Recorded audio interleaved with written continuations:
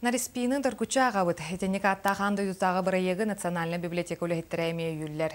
Ол күрдік Нариспиден Чувашия классик поэта Константин Иванов бір бастың айымнета.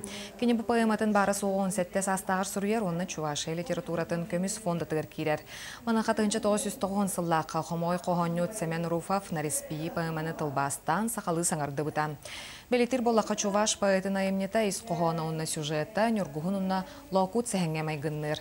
Онтан Нариспинин дұргучаға бұден андойдутағы проектка Россия бары библиотеката кыттан нұрғонноқтық ағы анал сайтка кереға.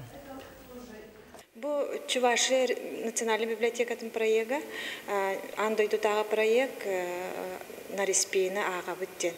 Оны бихи бары билерби курдук бихи бу народный поэт Семен Титович Рупов Нариспина бербеттәбде. Сыйлы хоруга ден национальный литератураны Россия игер пропагандалаһын, андойдуга пропагандалаһын ден.